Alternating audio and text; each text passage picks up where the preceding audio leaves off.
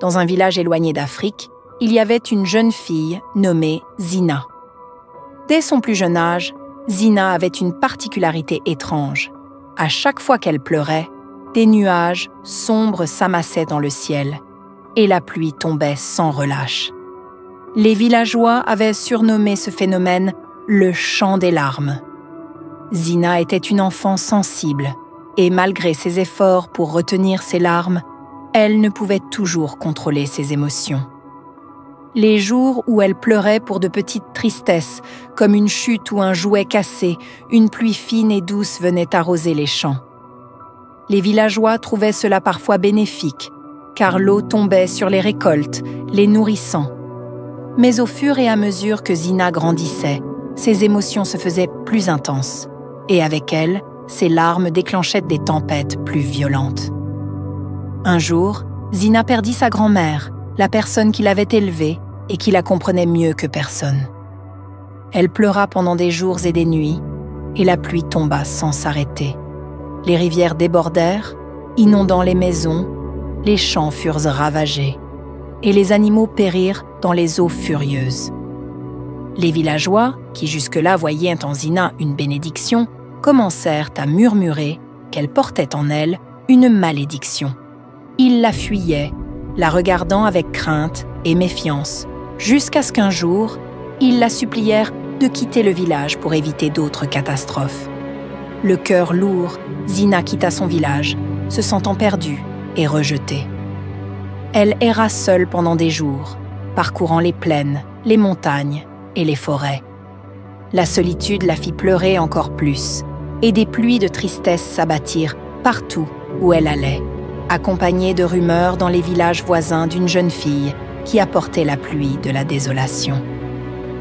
Un soir, alors qu'elle était épuisée, Zina rencontra une vieille femme mystérieuse près d'une rivière asséchée.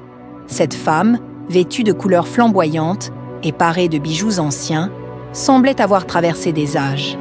Elle regarda Zina avec des yeux pleins de sagesse et lui demanda doucement « Ma petite, pourquoi pleures-tu autant ?» Zina, fatiguée et découragée, répondit « Je porte en moi une malédiction. À chaque fois que je pleure, la pluie tombe et les gens souffrent à cause de moi. » La vieille femme la fixa avec compassion et dit « Ce n'est pas une malédiction, Zina, mais un don rare. La pluie est une bénédiction pour ceux qui savent l'accepter. Cependant, tu dois apprendre à la contrôler, à canaliser tes émotions pour qu'elles nourrissent et non détruisent. » La vieille femme emmena Zina dans une vallée cachée, entourée de montagnes majestueuses.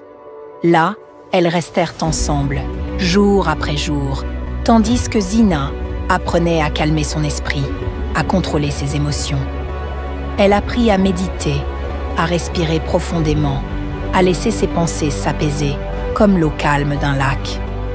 Elle comprit qu'elle n'avait pas besoin d'étouffer sa tristesse, mais de la transformer en force intérieure. Peu à peu, Zina découvrit qu'elle pouvait convoquer la pluie sans verser de larmes. Elle comprit le rythme du monde, le lien entre son cœur et la nature, et comment la pluie pouvait être douce et bienfaisante, même dans la douleur. La vieille femme lui expliqua également que la pluie pouvait nettoyer les âmes et les sols, qu'elle était un signe de renouveau. Après plusieurs années passées dans la vallée, Zina retourna enfin dans son village natal. Elle avait changé et les villageois le ressentirent aussitôt.